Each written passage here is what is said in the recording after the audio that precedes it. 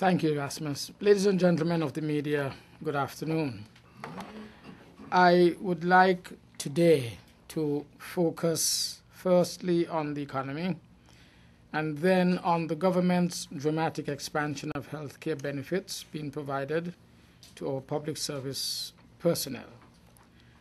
I will first focus on the IMF, ongoing positive assessment of the government's management of the economy, and secondly, the partial scope agreement. Thirdly, the St. Kitts Nevis, I should say, in the context of the global travel market. I will then share with you key details pertaining to the government's expansion of employment benefits to the men and women who constitute the backbone of this country's public service. First, let us look at the IMF. I want to emphasize that over the past year, the IMF has had occasion to review the government's management of the economy on 3 separate occasions. For each and every one of these reviews, our performance has won strong and unequivocal praise from that International Monetary Fund. Indeed, because our economy is directly affected by the economies of North America and Europe, the fund has made a point of stressing that, and I quote, despite difficult global realities, end of quote, St. Kitts and Nevis has consistently met the performance targets that are key to the sound management of our national economy. In addition, the IMF points out that not only have we met our targets, but we have done so by a comfortable margin. We were therefore pleased to note that in what it refers to as a very positive, supportive review, the fund describes the economic outlook for St. Kitts and Nevis as, I quote, positive, supported by FDI-related construction and an improvement in tourism activities, end of quote. Secondly, looking at the partial scope agreement, I want to remind us that it was in May of this year that we signed the partial scope agreement with Brazil. And since then, we have been doing what is necessary to ensure that the procedural formalities needed to facilitate the full functioning of this trade agreement are in place. Facilitating near-zero tariffs on all exports to Brazil and significant advantages to companies like Cajola Cristada, Jaro Electronics, Haro Servo, and other manufacturers, the partial scope agreement will be placed before the Senate of Brazil and the Cabinet of Guyana for ratification. I want to emphasize that the Constitution of St. Kitts and Nevis does not require parliamentary ratification of trade agreements. But we have decided that this agreement will be brought before our own parliament as well, in order to highlight the importance that we attach to this particular instrument, in order to ensure that it is accorded the highest possible level of official support and endorsement, and in order to provide a level of government endorsement that is commensurate with that to be provided by both Brazil and Guyana alike. I want to say that this will be brought to our parliament at our next sitting. And now to the Federation in the context of the global travel market.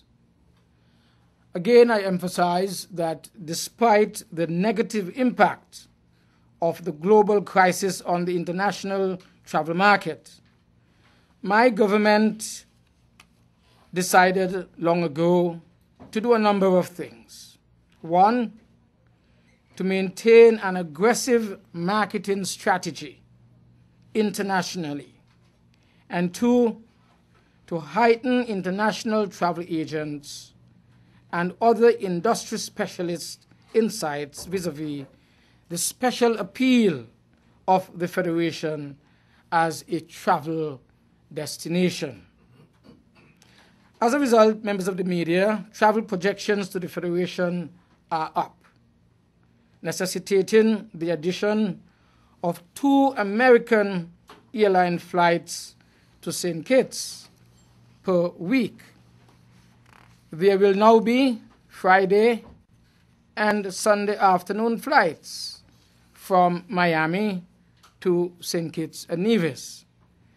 And Saturday and Monday morning, there will be flights from St. Kitts to Miami during this winter, and that is from February of this year from November of this year to February of next year.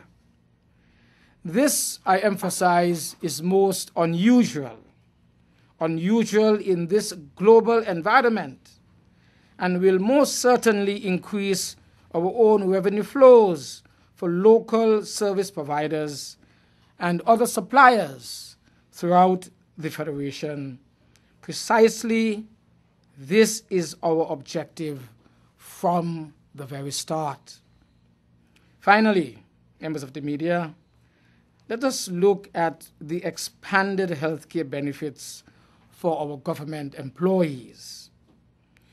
You already know that in keeping with the government civil service modernization program, we passed both the Pension Amendment Bill to provide pensions for government auxiliary employees, as well as the Government Auxiliary Employees Bill, designed to enhance transparency in the hiring, in the promotion, and in disciplining of these auxiliary workers. We consider it a red letter day of tremendous significance that the government now also provides dramatically expanded health care benefits to all government employees. Whether you are the traditional civil servant or you are the traditional non-established worker who has been categorized now as government auxiliary employees. Following many months of in-depth negotiations with the National Caribbean Insurance Company, government employees will now be covered by a 10,000 life insurance policy. And let me say that these are just the new benefits which have been introduced as a result of the negotiations and which are implemented starting from the 1st of August. So again, I repeat, the government employees will now be covered by a 10,000 life insurance policy.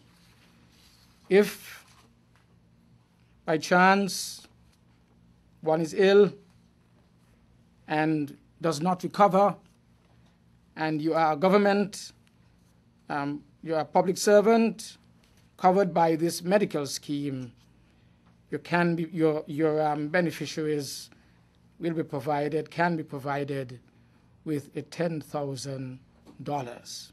This was not there before. If there is accidental death and dismemberment, one can also receive up to $10,000. And let me emphasize that this is still different from other benefits and compensation which government public servants are already entitled to based on existing laws. So this is something new as well. And something else that is new, AIDS-related treatment that is now covered up to $50,000. You know how I feel about AIDS patients. They are people, have to be highly respected. There's no discrimination against them. They also must be provided support, especially their treatment can become very expensive. They are being provided with annual physicals. This is something new. Our public servants are now being provided by this new scheme with annual medical checkups. There is also air ambulance service.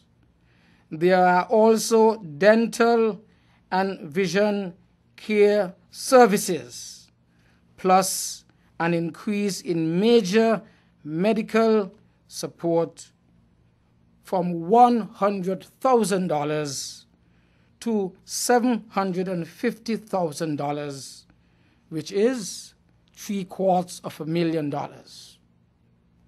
Too many times in the past, especially patients suffering from serious illnesses like cancers, can use up all of their savings, all of their family savings, and yet they would not be able to pay for these treatments. We have therefore raised it from $100,000 to $750,000 for serious medical attention that our public servants will need. And this is being covered by a review of the National Caribbean Insurance Medical Scheme for government employees. And this particular benefit is going to be renewable every 3 years. And this, I emphasize, is a major accomplishment by any measure. Because it is essential that government employees understand fully what this means for them, official briefings have already been taking place for heads of departments, for teachers' union executives, for executives and administrative officers, for senior clerks, for messengers, for junior clerks, for government auxiliary employee. In fact, just this morning, I had the opportunity to be with those from the health sector, and also briefings are taking place for technical staff and others. I want to emphasize, members of the media, that all over the world, major illnesses wipe out families' resources, and the government was determined to insulate public service employees from such an eventuality. This expanded benefits package will enhance both the physical as well as the financial well-being of government employees, as will be made clear to public service employees in the ongoing briefings that are taking place. I think tomorrow the teachers will be briefed on this new development in the medical health insurance scheme. Members of the media, thank you very much. I will pause now and I shall take your questions. Thank you.